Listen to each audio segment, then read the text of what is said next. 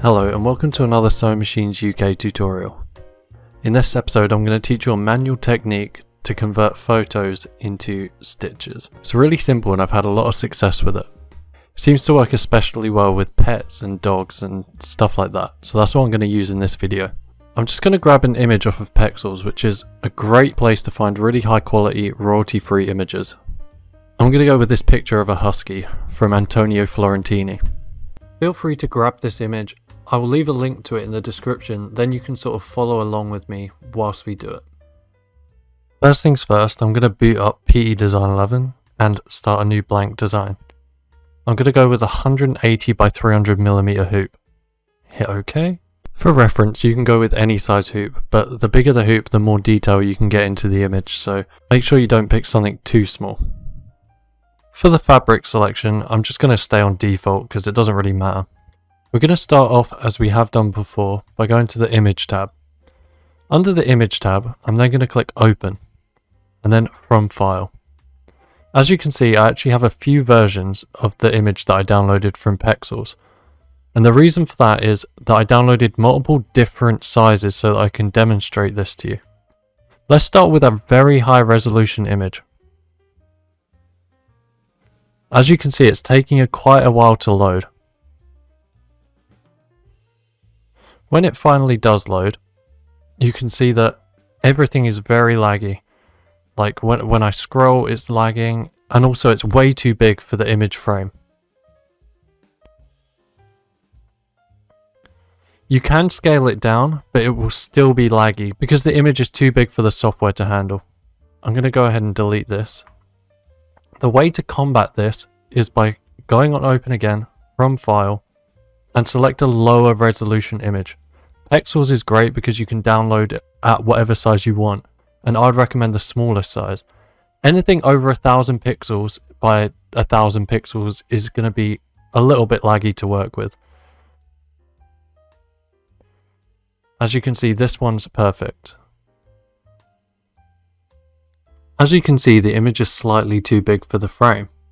So to combat this, I'm going to scroll down, and you can see these little black boxes on the outline. What I'm going to do is hold Shift and then drag the image. This uniformly scales the image down, so you can see that it goes towards the center. If you wanted to fit the whole image in the frame, you can just keep scrolling till it all fits. But if it's got a subject in it like mine has, I'm just going to scroll it down until it fits just about like that. Then the subject takes up the entire frame.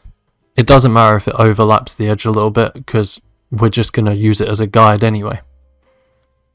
Now I'm just going to go ahead and center my frame in the center of my screen, like so. To be fair, the whole top part of the frame has nothing in it, so I'm just going to go ahead and move the image up. You can do that by click and dragging the image. Position it sort of so that you have your subject in the center of the frame. There we go. Now we can start the digitizing process. It's actually quite simple to begin. You want to go to your Home tab. You want to go to the Shapes tools. And then I'm just going to select the Pencil Closed Curve tool. I'm going to go ahead and select that. For the outline, I'm going to select Not Sewn. And for the fill, I'm going to select Fill Stitch, which is the default. Right. Then I'm just going to draw around the outline of my subject. Really simple, just with my mouse, draw around the outline. I'm quite good with a mouse, so I've been using a mouse for a very long time, so I'm actually not too bad at following the outline. But you can use a graphics tablet or anything like that if you have one available to you.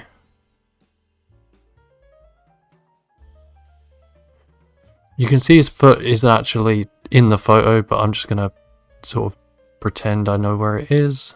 Sort of try and draw it in myself. And also the benefit of this method is I can leave out anything that I sort of don't want in the image.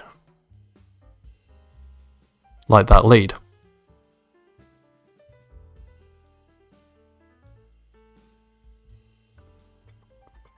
There. Now I have my outline. At this point, it doesn't look like much, so you might be thinking, oh, where is this going? But trust me, It does work out in the end, I promise you. If you realise you've missed anything out, like I have, like I didn't realise that the sort of depth of field on the image sort of gave me a weird perspective of how I was drawing it. So what you can do is, after you finish the shape, you just grab the pen tool again and just go around the outline of anything that you feel like you missed, like so. Doesn't matter if it overlaps.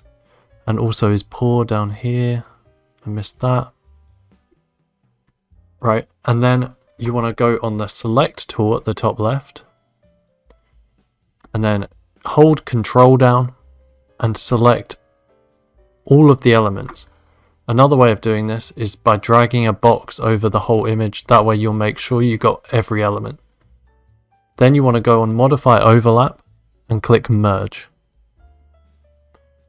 Now you can see that's all one object on the top left here.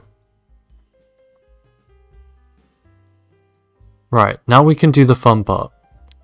Have your select tool selected and select the shape we just created. This will give you the new contextual menu at the top, the shapes contextual menu. Click on that menu. You'll have this tool under the tools section called Split Outline. And this is basically what we're going to use for everything. I'll demonstrate on something small here quickly, like the nose. So I'm going to click my split outline. Then it helps if you zoom in. So I'm going to hold Control and use the mouse wheel to zoom in. And then I'm just going to follow the outline of the nose by clicking. Each individual click creates a new point, so the more points you create, the more detailed you can be. Just going to follow this outline. And I'm going to run it off the edge. And double click to end. The reason I ran it off the edge is because I want that to be the edge. You'll see what I mean in a moment. Up here, I'm going to select my color after selecting the nose. And then I'm going to select black because that's the color of the dog's nose. And there we go. We have a section that is his nose and it is now black.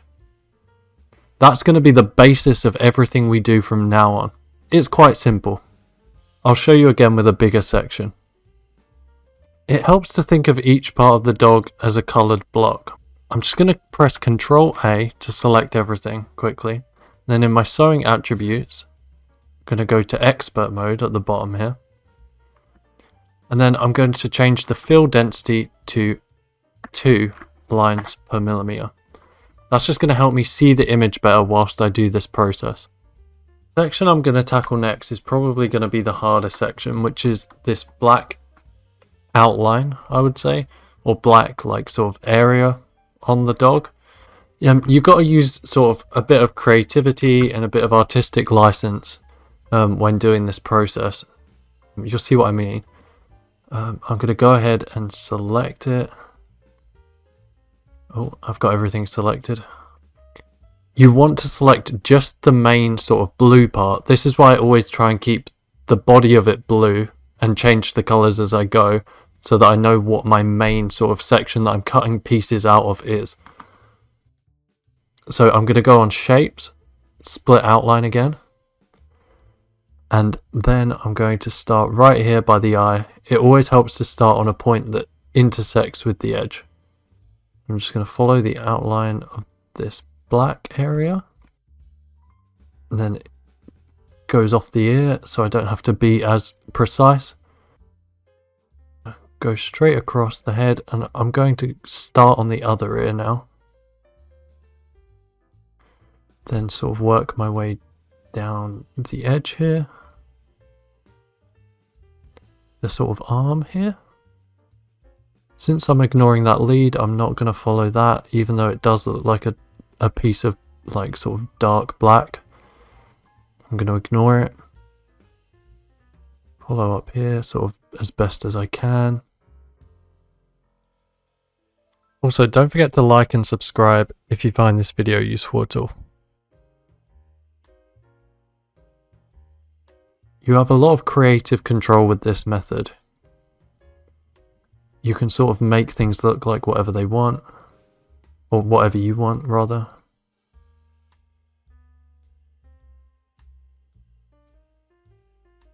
I'm going to leave that eye part and do it separately after. Then I'm going to follow down here, then finally off the edge and double click to end. I know that looked quite complex, but all I'm doing is following the outline of the black. If you go off the edge, you don't have to be precise anymore. You only really have to be precise when you're within the blue area. Right. Now I'm going to change it to black, that part that I just cut. There you go. And you can see something sort of starting to take shape here. I'm just going to go ahead and do a few more sections just like that. I'm going to speed up the footage, but just so you get an idea of what I'm going for.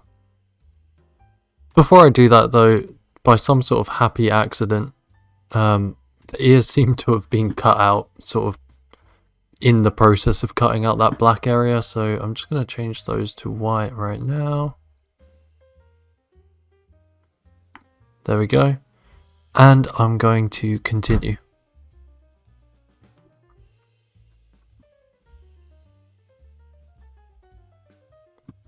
It's okay to cut out inner regions only, like the eyes for example. You can go ahead and do that, that's totally fine. And then I'm going to cut out even further than that. Actually, I think there's a smarter way of doing this eye. So I'm going to go ahead and undo that by pressing Ctrl Z to undo. Set the shape again. This is where the artistic license comes in. I'm going to go ahead and incorporate the sort of iris area into the rest of the black area. That way I've only got to cut out one shape.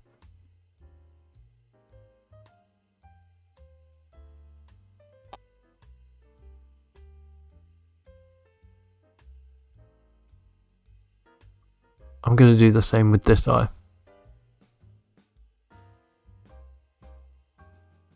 If you right click, you can undo a point that you've just created.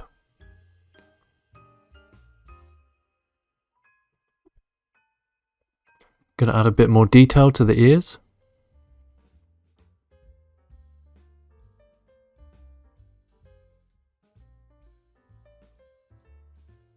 Right, the mouth is probably going to be the most complex part because it's going to have quite a lot of shapes. So to start with, I'm just going to go ahead and cut the whole outline of the mouth.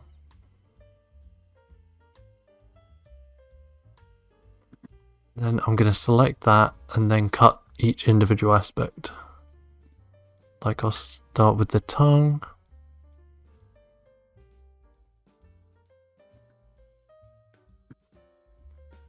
Then I'm going to do the teeth.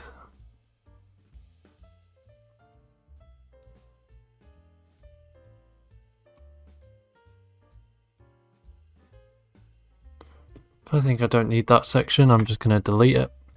You can see I'm left with quite a jagged point there, so I'm going to go on my point select tool at the top left here, and I'm just going to move that point in. I would be careful if you are changing anything like a line that connects to another piece, because if I was to move this, for example, it would create a hole in your embroidery, which you don't want to do. I'm going to Control Z that. And I'm going to convert this blue area to white as it's basically done. And as you can see, it's starting to take pretty good shape, I would say. A good way to preview it is by choosing solid view. You can either do this at the bottom right or in your view tab at the top left. There you go, you can see a sort of preview. That's how far I've gotten with it so far, but you can sort of see what I'm trying to do here. I'm just blocking it out, each color, and chopping it out of the existing blocks that I created, or the existing giant block that I created at the start. And that way, I'm making sure that all of the blocks are together and they're all connected, but they are all custom shapes as well. I'm going to go ahead and continue cutting this out. I'm going to switch back to stitch view so that I can see through the image clearer.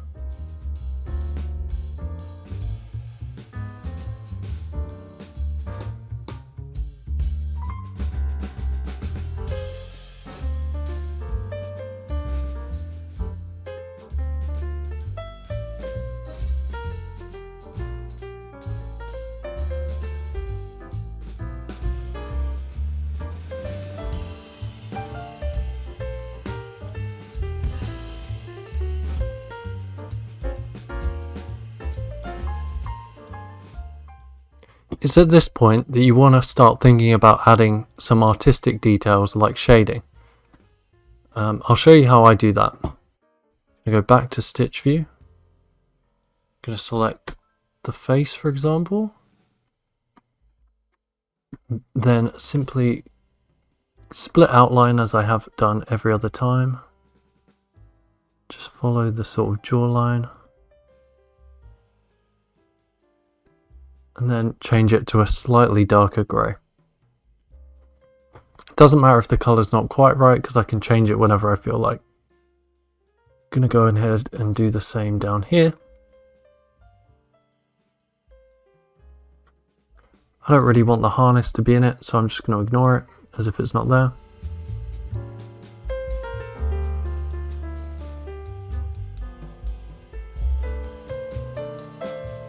Remember, you can right click to undo points. I didn't like what I was doing there, so I just undid it.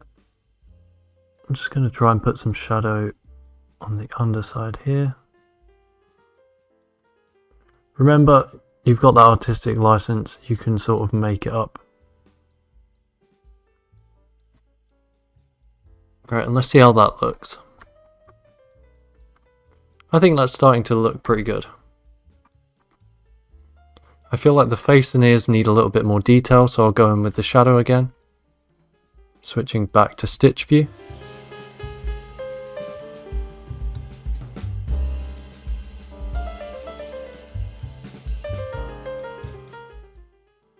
Now the ears.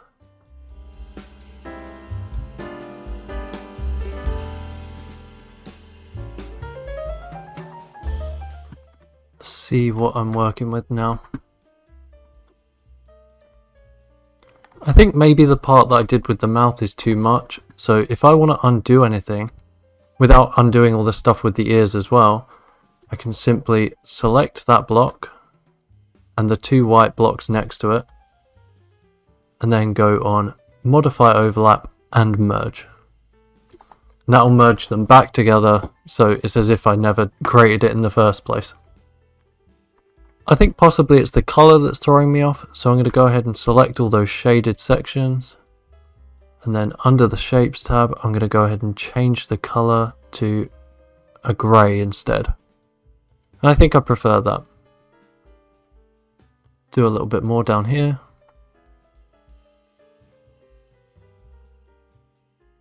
With the black, it's a lot harder to add sort of shading, but you can add highlights, so that's what I would recommend you do.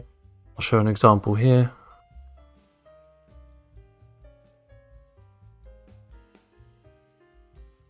That's possibly the wrong colour. There's not enough shades in the standard embroidery, so what I'm going to do is go to Madeira Rayon on the right hand side, and then select a dark grey from there instead. And I think I'm quite happy with that for now. So I can go ahead and under the Image tab, reduce the transparency of the image, and I am left with my dog.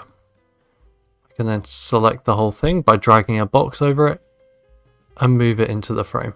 If you remember at the beginning, I reduced the density, so I'm going to want to fix that now before I even think about stitching it out. I'm going to go on my sewing attributes and then change the density back to the default, which is 4.5 lines per millimeter.